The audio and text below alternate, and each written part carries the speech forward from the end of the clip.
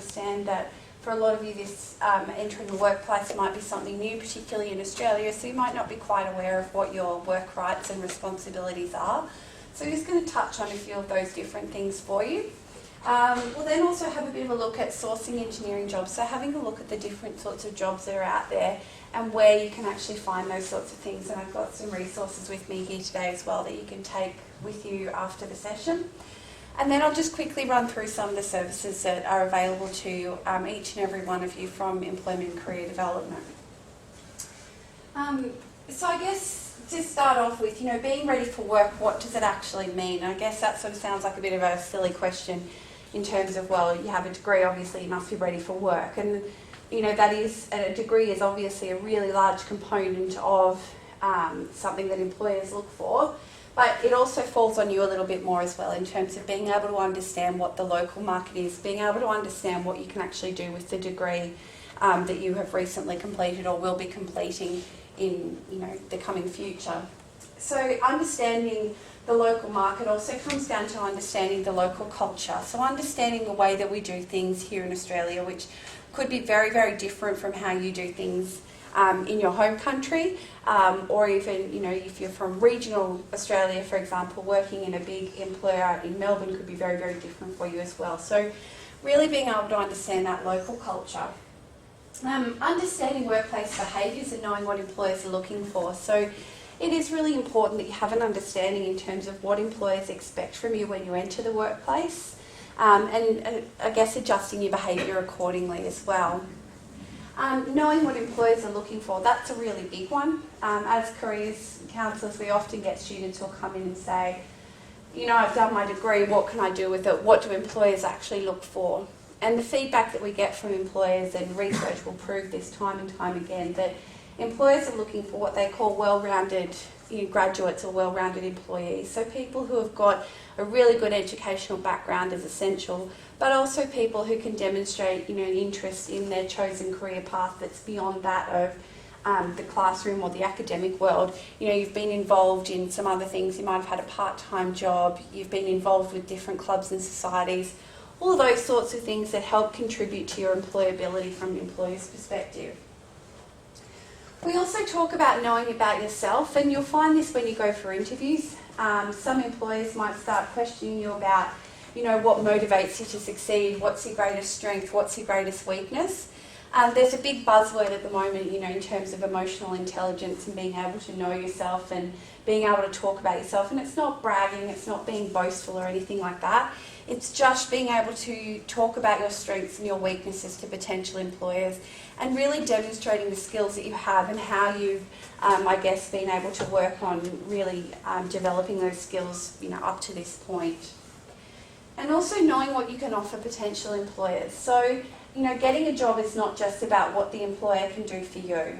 Okay, and employers don't want to know all about what it is that they're going to give to you. They also want to know, well, what can you bring to us? What can you contribute to our company?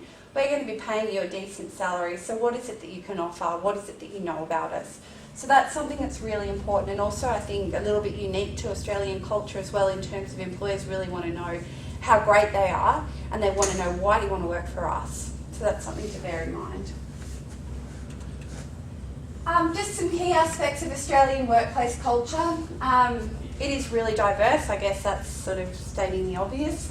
We only sort of have to look around any given room at any time and you'll see that, there's faces from all different nationalities, all different cultures. So we are an increasingly diverse nation, which is really, really fabulous. Over 40% of Australians were born overseas or have a parent who was born overseas. So, obviously it is really quite diverse. Obviously, there's single and married people, women and men, various sexual preferences, people with disabilities, sole parents, various age groups, etc. And we also have very, very strict anti-discrimination laws as well in relation to all of that, which I'll touch upon shortly as well. We always say, and I'm sure anyone who's actually worked in an Australian workplace could vouch for this, Australian workplaces, in comparison to some other countries, are quite informal, and I think Australians always have the reputation that we're quite lazy at work. We don't think so. We think we work really hard, but let's be honest, we probably don't. So that's probably something as well, if you have worked in another country and you're coming for a job in Australia, the expectations may be somewhat different in relation to an Australian employer. Having said that though, there is still a level of professionalism obviously, and you need to behave accordingly, but you know, it might not be the norm that you are expected to be there at 6 o'clock in the morning until midnight at night, unless you're working in a law firm or something like that. That's another story. But yeah, in general, I think that is one of the major differences from what I'm aware, and having spoken to a lot of students who have worked overseas and then come to Australia and they're like, really lazy. So, yeah. The current Australian labour market, we have better educated candidates. So we're finding that, you know, as a whole and as a general statement, you know, people are better educated, but at the same time, the people who do have that better education are also have the higher employment outcomes as well. So that's a really positive thing moving forward. There's certainly more professional and technical jobs. I mean, globalisation, I probably don't need to say too much about that. We know that, you know, we're living in a globalised world, technology's evolving, and so on and so on. Obviously, that has an impact on the job market as well. Well, the GFC, the global financial crisis, I think everyone's sort of sick of hearing about it. There was, you know, a big impact at the time in terms of restructuring and mergers and acquisitions and that sort of thing. There are still flow-on effects from that, but I think, and certainly statistics are showing that there has been a level of recovery in employment rates back up to where they were in pre the GFC, but also pre the real boom time as well. So I think that there has been a lot of recovery, and the market has changed quite significantly. I mean, 2008 is a long time ago in terms of employment market and data and that sort of stuff. Great focus on technology, focus on lifetime learning and self-management. So employers are really wanting people who, you know, are able to take responsibility for their own career and are, you know, self-directed learners. So they're willing to, I guess, engage in professional development and learning and all of those sorts of things. And that's a really big aspect, particularly of engineering as well, with all the professional development that you have to do. We have seen a significant increase in casual contract and part-time jobs, which is not necessarily a good thing or a bad thing, it just is a fact. And there's certainly, you know, if you sort of think about the financial benefits of contracting versus permanent positions, there are, you know, certain implications and that sort of thing. So it's not good or bad, it is what it is. So we can't really argue it any further than that. There's greater mobility of workers across employers and industries, so people are diversifying themselves, they're diversifying their careers, they're moving between employers a lot more freely than any other time before. People are also changing careers a lot more frequently.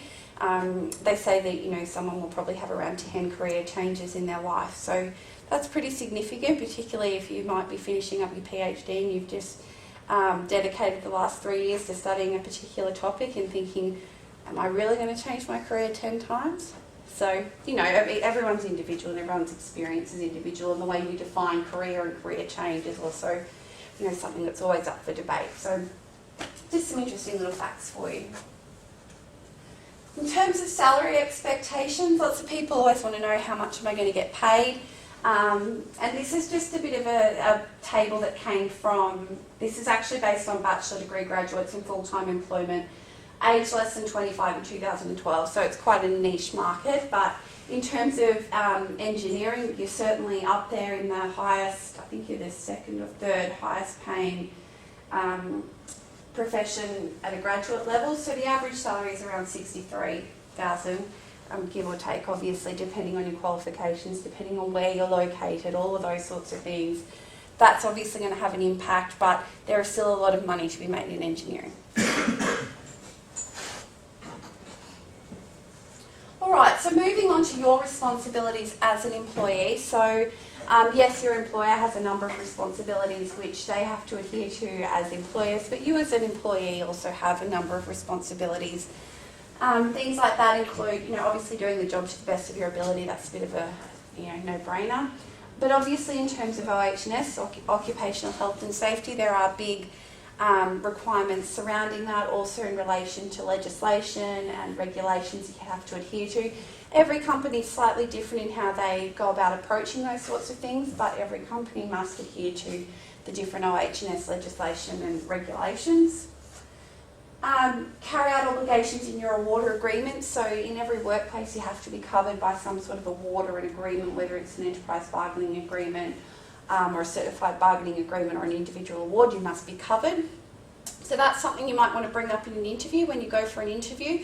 If it's unclear what your rate of pay is going to be or under which award you're going to be covered, you might want to ask that in an interview so that you can find out a little bit more about your rights from a legal perspective and remuneration and that sort of thing as well.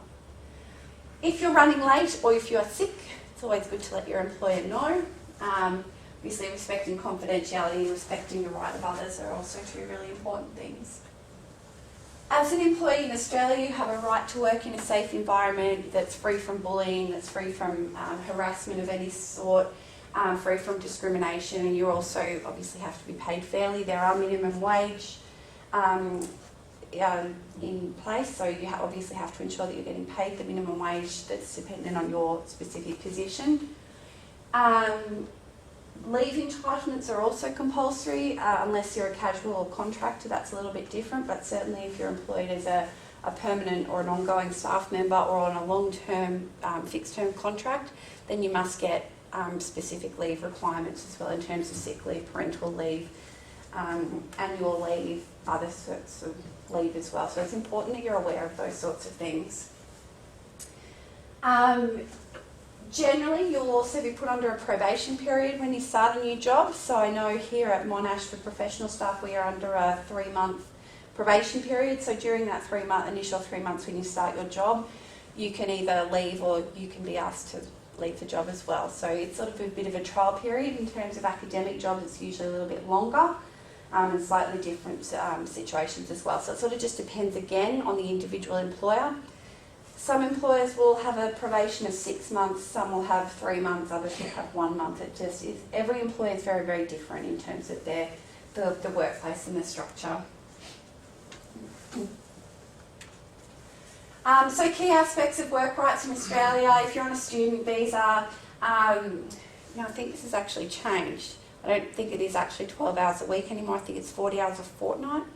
I don't know if anyone can, yeah, perfect. But it's unlimited for PhD students. I'm not a visa specialist by any means. I'm not an advisor in that any way, so don't quote anything I'm saying right now. Definitely minimum wage rates, trial work and probationary work. There is protection against unfair dismissal, so if you feel that you've been dismissed from work or sacked and it was unfair, you have rights in relation to that, and I'll show you some of the different websites where you can find out some more information about that. Protection against unlawful deductions from salaries. So there are some dodgy employers out there that will try and deduct things from your salary which are unlawful. So you do need to be really aware of what your taxation rate is, what deductions are coming out, all that sort of stuff.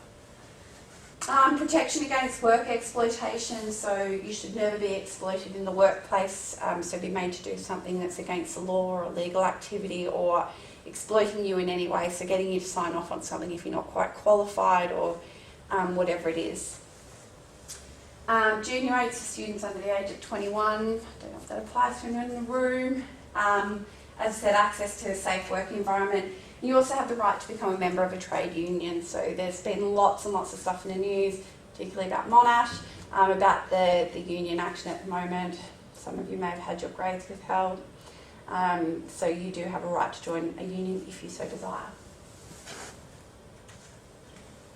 In terms of some dodgy jobs, some little things to be aware of. Unfortunately, there are so many of these about. It's like, I don't know if anyone's ever got the email or the text message that, your long lost uncle's died and you've just come into $7 million. Just give us your bank account details and we'll sort it out for you. Same thing with employers, probably won't be that black and white and blatantly saying it's that dodgy, but there are a number of employers out there that are dodgy and you do need to be very, very aware of that. If they're offering you massive, massive sums of money, which doesn't quite seem right, although it might be tempting, it may not be quite legit. So it is important to be aware of that. Free lunch, that one's a bit of an iffy one because there are a number of genuine employees who do put on free lunch for you. So, just being mindful of these things when you're reading job advertisements. I don't think I need to go into too much detail about that. And the types of jobs you guys are probably looking at are probably not going to fall so much under this category, but it is really important to be aware of it because so many people do get stuck and get in trouble with these sorts of things. If you think that you've been exploited in the workplace or you think that you've come across something which isn't quite legit, what do you need to do?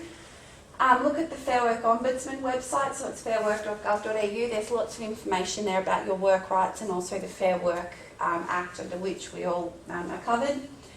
You can also come and see us at Employment and Career Development. If you're an international student, we do also have an international student specialist who can, he's not able to provide specific visa advice, but he certainly has some very, very good knowledge in terms of your rights and responsibilities as international students as well, so there's that service available. You know, obviously thinking about reviewing your current situation and that sort of thing. You can also visit Health and Wellbeing Hub. So there's, you know, a lot of different things that you can do if you do think you've been exploited, but probably the most important thing is to check on that Fair Work website as a starting point. Some things that you need to look out for. Minimum wage rates, your taxation. So if you haven't had a job before, you have to have a tax file number here in Australia. It's a very easy thing. You just fill out a form, and it just makes sure that you, it just ensures, that you're paying your tax. And if you don't pay tax, the taxman will come after you and get cranky. So that's not good. Signing a contract, if you're given a contract, and I would strongly encourage you to always ask for any offer of employment in writing. Regardless of whether it's, you know, an informal sort of thing or whatever, get it in writing. Okay, make sure you've got everything laid out in front of you in writing. That way you've got something to back you up in case something might go wrong. Also, as I mentioned before, you know, make sure you're aware of your entitlements, the hours of work, superannuation, understanding what it is and what you need to do. There are all sorts of things that you need to be wary of. Location of workplaces and discrimination, you know, differences from other workers, that sort of thing. If you have a disability or something like that that you feel you might need to disclose, there is no legal requirement to disclose disabilities, but unless it's going to impact on your ability to do the job. So if you do have a disability of some sort or an illness of some sort that is going to impact on your ability to do your job, you may have to disclose it. But again, if you fall under that category, you might want to make an appointment with us, and we can certainly help you through that as well. That's just a shot of the Fair Work Australia website, the Fair Work Ombudsman site. WorkSafe Victoria, so if you think you're working in a workplace that's unsafe, you might want to have a look on there. So as I said, there's a big focus on occupational health and safety in Australia and particularly in Victoria. Lots of ads about it on TV at the moment. Employers have a big responsibility, but you as employees have a big responsibility as well. So that's the WorkSafe Victoria site. All right, moving on to sourcing engineering jobs. Any questions about any of that before I move on? Excuse me, I have a question regarding the 3 months probationary period. What does it mean really? What does it mean really? It's like a trial. So I mean, you still get paid at your salary rate, but it just means it gives you a chance to test the employer and the employer to test, you know, to make sure that you're happy with it and that they're happy with you. Very few people don't make it through a probation period. Just as a question, for example, during the first 2 months, I have right to leave the company, or the company has right to ask me to sack me. Okay. But what happened after 5 months? For example, after 5 months, if I saw something in the company, it means that I don't have right to leave the company? Oh, you can still leave, but you would just have to give the period of notification. So for a lot of employers, if you've been with them under 12 months, they'll say you have to give a minimum of a week's notice. So you have to give them a week's notice and then you'd be able to leave the company. If you leave immediately, period, it doesn't need to give them. Every company's a bit different, but generally in a probation period you can give next to no notice. So just a notice is the difference between the, because I found that this 3 months probation is very important. I tried a lot to find out what is the difference between this time period and the other time period, but job. I couldn't find anything. I think, now again, don't quote me because I can't remember, but for Monash, I'm pretty sure we all have and this is from a general professional staff, not from an academic staff, but for professional staff we have a 3-month probation. So during that time you also have to have a lot of performance management, not management, but they meet with you regularly and there's a lot of stuff that has to go through HR. You have to sign stuff all the time and give progress reports and that. But if for whatever reason I was unhappy during that time and I just decided this wasn't the job for me, it was quite easy for me just to give my notice and say I won't be back tomorrow, thanks for the opportunity, and vice versa. However, once I've been made into a permanent ongoing staff, so at the end of that 3 months, I then have to, obviously I'm a full employee then, so I'm then covered by everything, and if I was to resign I'd have to give 1 or 2 weeks notice. What about the vice versa direction? If the company wants to sack you after the probationary period, They can't sack you. You've got to, there's got to be, you can't just get sacked, that's illegal. Unless you're casual or something, even that borders onto all sorts of different legal things. But say that my employer was like, she's dodgy, we don't want her here anymore. They can't just come into my office this afternoon and say, that's it, you're sacked, don't come in tomorrow. There has to be a trail of documentation that supports that my performance hasn't been adequate, that I've had written warnings, I've been performance managed appropriately. Yeah, does that make sense? Yeah. Okay, so just in terms of job search strategies, a lot of this will sort of be, you'll already know a lot of this, but we'll touch on it just quickly. You've got traditional job sources and then you've got the hidden job market. So in terms of traditional job sources, they're your advertised vacancies, so things that are advertised on websites, in the newspaper, recruitment agencies, that sort of thing. And then the hidden job market, so those that have not been advertised. I always think this is quite interesting in terms of how people find their jobs. So around 70 to 80% of jobs are not advertised via traditional means, so not via the websites or anything like that. So when we talk about networking and getting to know people and not just solely relying on, for example, Seek, we're saying it for a reason, okay? And this supports it. So this is again a survey that was taken from bachelor degree graduates and how they found their jobs. Only 26.2% of graduates found their job on the internet. So they found it on a traditional job search site. So that means the other 73.8% found their jobs via other means. Okay, so that's massive, it's huge. Family or friends, 14.8% found them that way. University or college career service, 11.2%. Approached employer directly, 9.3%. Other, don't know what that means, that's other. Work contacts or networks, approached by an employer.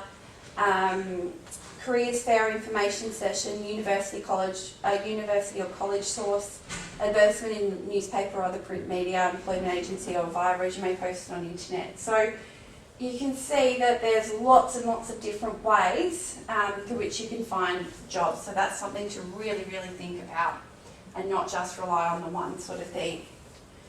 Newspapers, they're a bit archaic, not many people read them, but they still can be a good source for employment information and finding different jobs. Online job sites, obviously, you know, you've got like Seek, My Career, Career One, Career Gateway. Recruitment agencies can be good, association and industry publications and gazettes, and of course websites of organisations. The other thing to remember is, particularly for larger employers and also for very small employers, they may choose to never ever recruit through traditional means, so through, like, for example, Seek or something like that, and I will always refer to Seek because it's the biggest one and most people have heard of it. They'll just recruit through their own website, or it will just be via expressions of interest or, you know, through employee referral programs. So if you're particularly interested in working for a particular company, it is important to make sure you understand how they do their recruitment. So that's just some different websites that are there.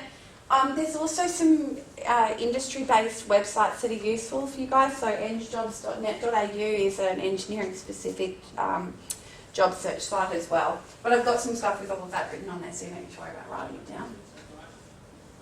Graduate positions, if you are interested in grad positions, you apply for those in March of your final year to commence in February of the next year. So they do their recruitment about 12 months out.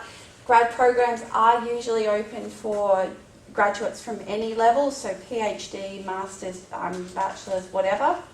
So if you're interested in those programs, it's important to have a look into what the requirements are in terms of your eligibility. That's just some other useful graduate sites. So I've got stuff with this written on there, so you don't need to worry about writing them all down. Opportunities overseas. So lots of people often ask, if I want to work overseas, where do I look? What websites do I go to? Unfortunately, my brain does not have an encyclopedia of every single job search site in every single country. Google's great for that sort of stuff. So is Going Global.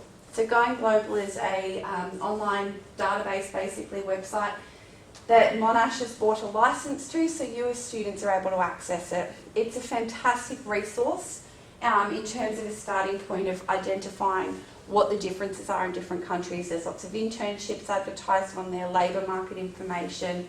There's even stuff about like housing and that sort of stuff on there. So if you're interested in going to, Pakistan or Belgium, for example, you can find information on there.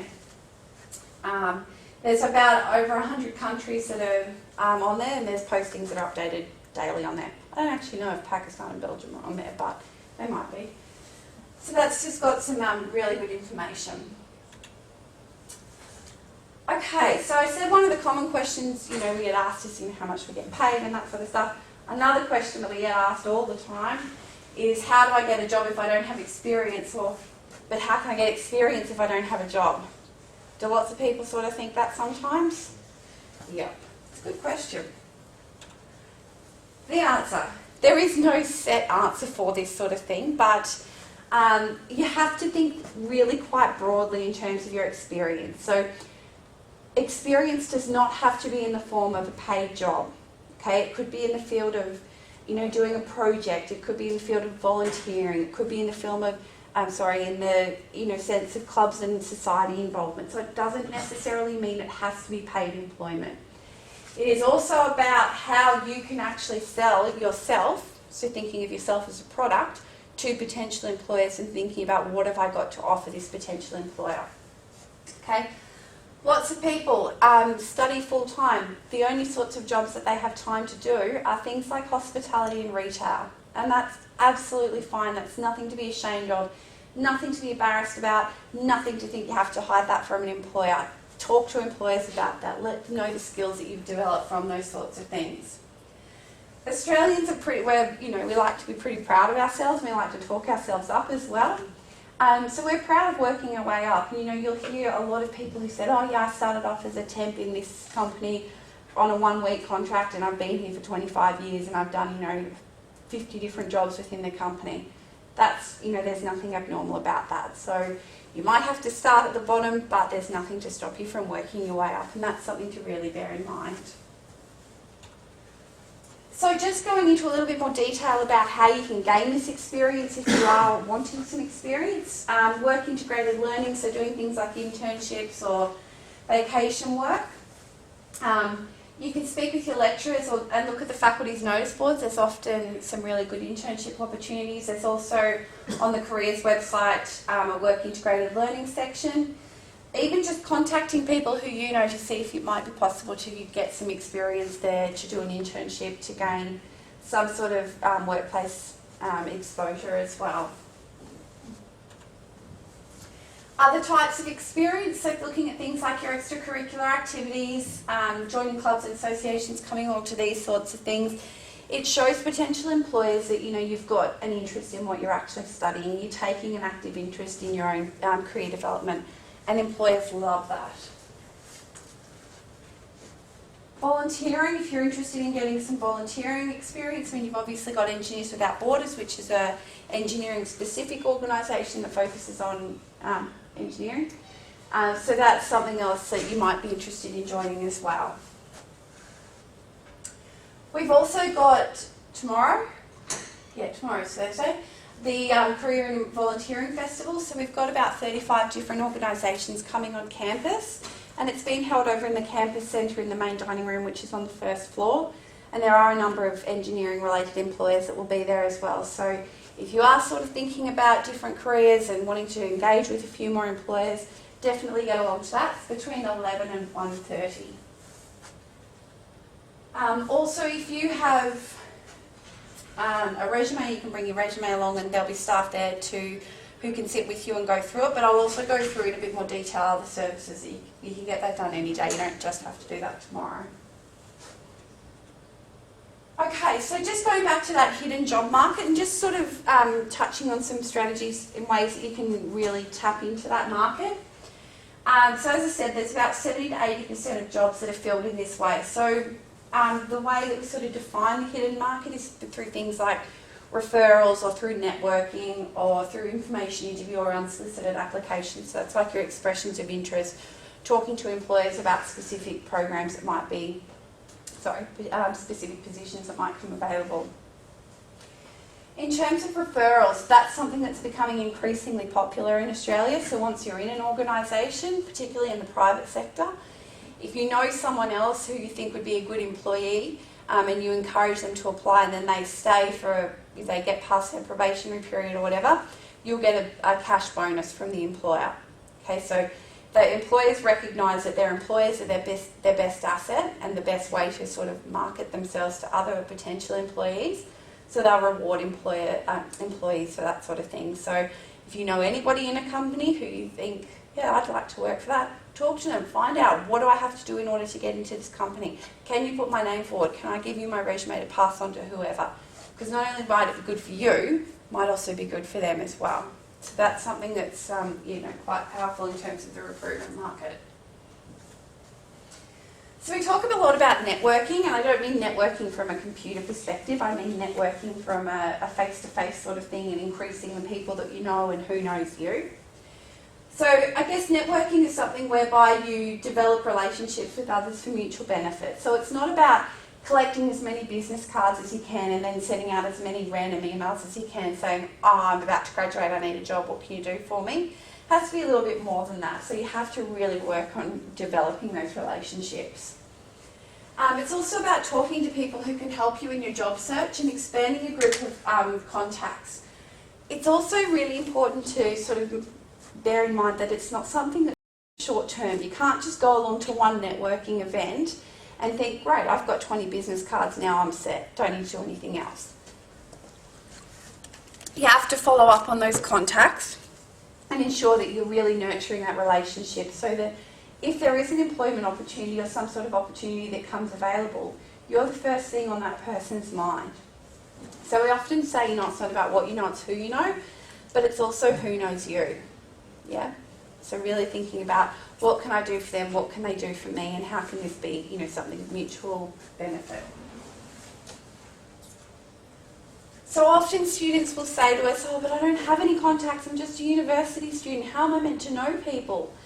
And that's not true. I mean, you think about, even if we look around this room, there's probably about 20, 25 people in this room. I'm sure each one of you has contacts in your own way. You're at one of the biggest universities, in Australia. There are tens of thousands of people that attend this university. There's thousands of staff members. Staff members know people as well.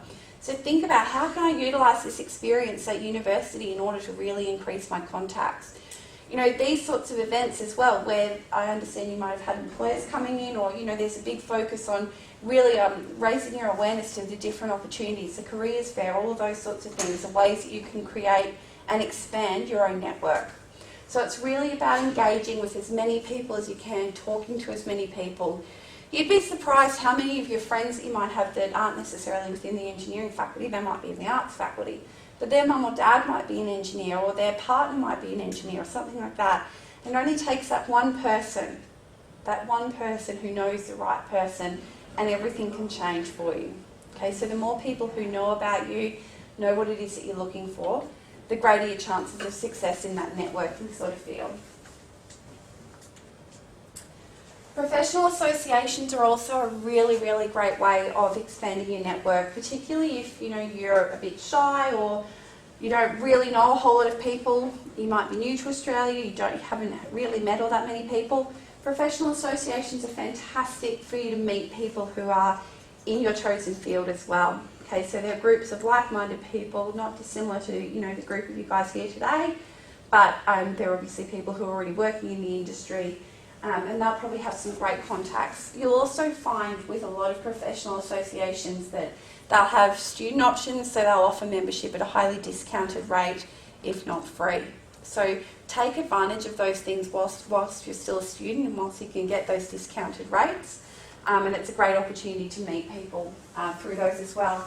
And often with a lot of professional associations, they'll have mentoring programs in place, or you can get a buddy or get some work experience or something like that with someone who's already in the field. LinkedIn, how many of you have got a LinkedIn profile? Oh, that makes me happy.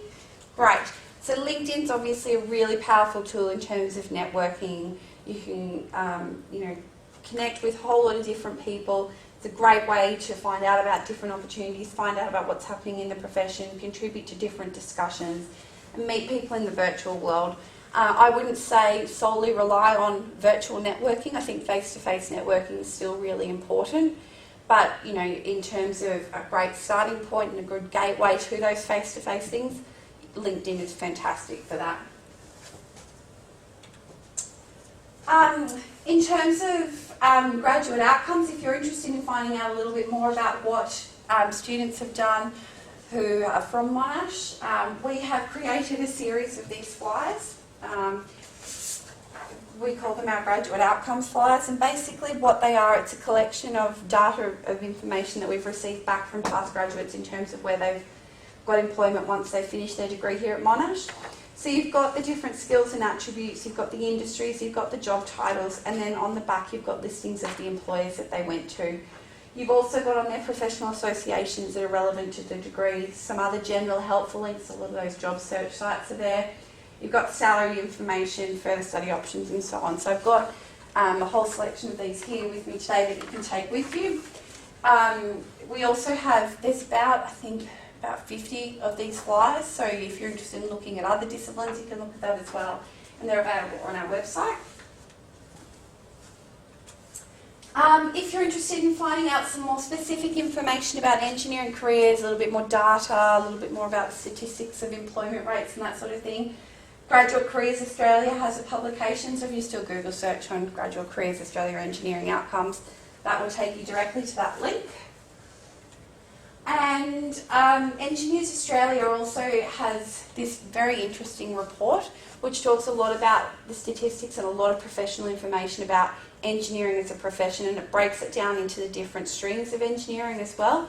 So if you're particularly interested in, you know, your stream of engineering, you can actually have a look at that. There's lots of information about where the jobs are, how long people have been there, what the retention rate's like, all sorts of stuff. So it is actually quite interesting. So it's called the Engineering Profession, a Statistical Overview.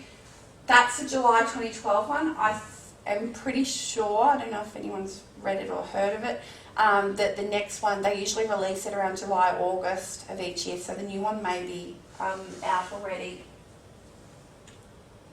So just quickly letting you know about employment and career development, the services that are there for you. That's our website, very beautiful website. A whole lot of resources on there that you can access at any time. So we run a lot of seminars throughout the semester, we run lots of events, so like the Careers Fair, which is coming up tomorrow. We get a lot of employers to come out on campus to do information sessions. There's a whole lot of resources in terms of sample resumes, sample cover letters, career planning information, all available on our website, or alternatively you can come into our office and have a chat with us.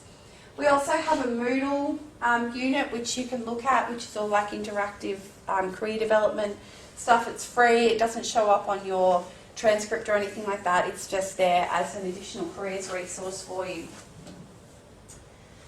So I mentioned that you could bring your resume along to the Careers Fair tomorrow if you're wanting someone to have a look over it, but we also offer that service Monday to Friday between 10 and 11 in our office. So we're in Building 10 in the West Extension. So you can bring along your resume, your cover letter and a copy of the job for which you're applying, and we'll sit with you and give you some feedback, go through it with you. That service is run all year round. The only time we're not open is the time between Christmas and New Year, but we're here through all semester breaks and everything like that. Even the public holidays, whichever the three are that are not Monash holidays, we're here for those as well. It is a first in, first served service, so depending on the time of year and how busy it is, we do sort of recommend that you get there closer to 10 than to 11, because we do cut it off right at 11, so it's important that you get there earlier. We also do have a service for that online, so an email service. That's got usually a 3 working day turnaround, but if you're wanting instant feedback and you're wanting to sit with someone, I'd always recommend you come into the face-to-face service, but you can always send it into the email service, which is careers-resumes@monash.edu. And that's where they're located, as I said, in Building 10 in the West Extension. So that's it for me. Any questions at all? Yes. The services which you covered, can we also contact you after we have left Monash? Yes, you can. Sorry, I should have mentioned that. So you've got up to 12 months after you finish. You can keep coming back to us. Yeah. Can you put our PhD work as experience in Can you put what, sorry? our PhD projects as experience? Yes, absolutely. Yes, so it's like research experience and yeah, definitely. This is regarding professional networking. Let's say we attend an event and we took the business card of someone. And what are the steps we can follow next to make it a real professional? Yeah, great question. So the question was, if you've gone to a networking event and you have got someone's business card, what should you do then? Follow up. So maybe the next day. So say we met today and I gave you my business card. It would be really nice if tomorrow you sent me an email and said, "Hi Carolyn, was at your session yesterday. Really loved it. You're a really great speaker," whatever you wanted to say. We spoke about blah, blah, blah. So say we spoke about something particular, you could just re-highlight that. So I'd be really interested to maybe set up a time with you where we could have a bit more of an in-depth discussion. Yeah, so really following up on that. And what you'll find is most people will either be like, "Yeah, I don't have time right now, but I'll get back to you when I do." Or, that maybe they'll say, "Yeah, probably can't help you at the moment, but keep in touch." And if they say that, do keep in touch. So maybe follow up in a couple of weeks' time. Say, "Just touching base, just so you remember who I am, blah, blah, blah, blah, blah. This is where I'm at the moment. Would you have time now?" That sort of thing. Even if you've had a discussion about something and you find an interesting article that referred back to that conversation you had, you might say, "Oh, I read this article and I thought you might be interested in it as well." So just, sort of nurturing it in that way. Is there any services provided by Monash Career to find internships for postgraduates? Any database or sort of? No, so the question was, is there any service from Monash to help provide, to find internships and that sort of thing? No, we don't provide a service like a placement service or anything like that. We've got like the Work Integrated Learning Coordinator who can help with Work Integrated Learning. But in terms of finding internships and that sort of thing, it does fall onto the student. I understand the faculty sometimes gives out lists of employers that students have done internships with before. We'll help you with your applications, and we can certainly provide you with like the graduate outcome data and that sort of stuff in terms of where students have gone. But in terms of you actually finding it, it's up to you. Yeah. Based on the local job market culture, is it appropriate to, if you found, for example, one company or one area which is suits or potential experience, is it possible or is it okay to send them some kind of request and provide or ask them to have this opportunity, work for them, for example, while we are a student here? Yeah. For example, work for them once a week, one day per week, Yeah. So the without question, any salary, without any payment? got to be careful there. So That's the question. yeah, so Sometimes- there are some legal implications for doing unpaid work with companies. So a lot of people want to go and do work experience with a company to get something on their resume. If you're doing that, you have to be careful because there are, as I said, legal implications for that. It's illegal to do work experience that's unpaid if it's not part of your degree program, or if you're doing work that someone should actually be getting paid for. So there are some fine lines around that. So I just have a quick look on that Ombudsman Fair Work Ombudsman site that I showed you to check that it was okay. But there are ways that it can be okay, like shadowing someone is okay. but actually doing work is not okay. So based on the culture of the Victoria, if you want to focus on the Victoria, is it okay to ask the company for this kind of services? So we can send an email to them and say that yes, this is my current situation and I'm happy to work for them, for example, once a week. You couldn't say that you're happy to work for them because that's illegal. So it would be, would there be someone who might be willing to mentor me or who I could shadow for 1 day a week for a period of, X amount of time, Okay. unless you could make it part of your study. Can we not say that it's a part-time job or something? Then they'd have to be paying you. Yeah. Oh, if they're paying you, it's fine, it's no Yeah. problem. Yeah, so if you're doing it part-time and getting paid, there's no issue whatsoever. I think it's, if I understand you correctly, I think it's more along the lines of networking and getting job experience. Well, if not- I understand you correctly. Yeah. The main issue is not, how can I say, it's not networking, it's just finding some local experience. Yeah. Because local, as far as I found here, local experience means working in the Victoria. Yeah, absolutely. If you work, for example, if you work with the CSE, because all of us, for example, outside of Australia, they say that no, CSE inside Australia. It's very important. It is really important to have that local experience. So while you're a student here, if you can find this kind of opportunity to, how can I say, to be involved in a real world, in a real job market, to show that we have a little capability to, Yeah.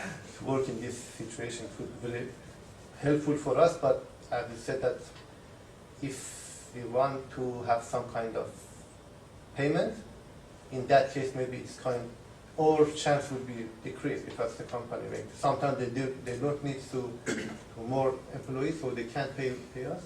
Yeah. So in which case you could just ask if it would be okay to do some workplace observations or something like that. And you don't have to specify that on your resume that it was just a workplace observation. Workplace observation. Thank you. Any other questions?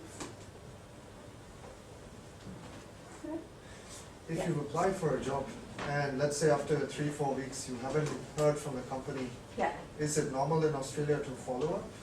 I would always follow up, but it's also normal in Australia for employers not to get back to you. I was saying before, we're lazy.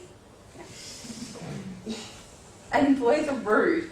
They will tend to not get back to you, particularly if you apply through Seek or through external websites. I've found that the rate of not responding to applicants is far greater. But if it was me personally, if I haven't heard back in by 2-3 weeks, I'm on the phone. Oh, hi, I submitted an application for XYZ position. I was just wondering if you could provide me with any insight as to how that's progressing. And it also shows that you've got a genuine interest in them. Yeah. The other thing is, and this is something that I always do, before I ever submit a job application, I always ring the company and have a chat to the contact person about the position. And I'll just ask, some different questions about the position, so that then I've spoken to that person and they're expecting my application and they're far more likely to look out for my application and you're far more likely to get a response. So that's a personal thing. I know there's a lot of people who don't do that, but that's always something I encourage people to do, is get on the phone and talk to the person. Because if you're one in a 200 applicants and you've actually had a phone conversation with that person, your chances of being noticed and having your application really read skyrockets. That's a bit of advice I'd give. Yeah. This is regarding the mock interviews Oh yes, you yes. provide. Yeah. Do you still provide the service for students? We do, yeah. So we do mock interviews once a week where we have a maximum of 4 students and a careers educator who'll go through a mock interview process with you. So if you are wanting to take part in that, you just need to ring our reception and we'll book you into whenever the next one is. So it's once a week, yeah, during semester time. Thank you. And you're also able and eligible to have a one-on-one careers consultation as well. So we do 30-minute one-on-one careers counselling or consultation sessions as well. So if you're wanting that, you just need to ring up and book with our reception.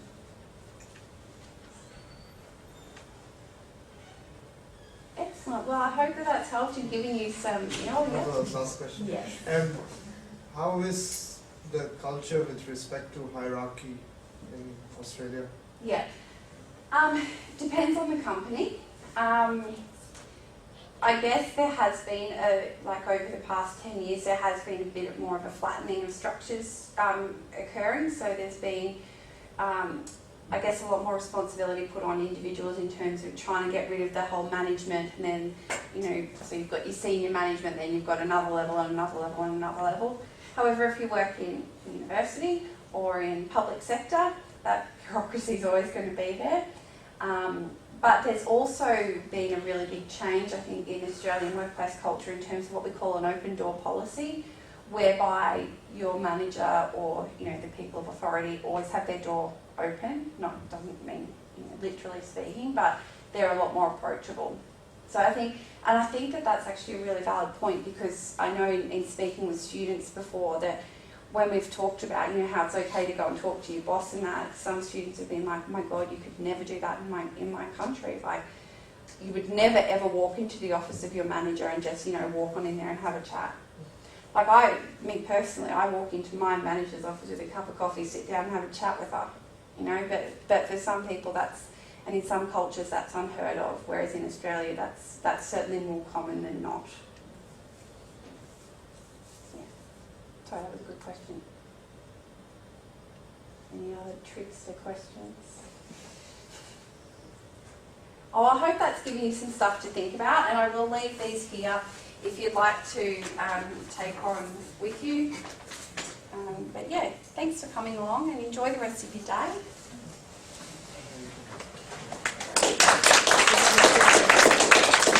Thank you, Carolyn, for sharing us this information, and we appreciate you for coming over with us.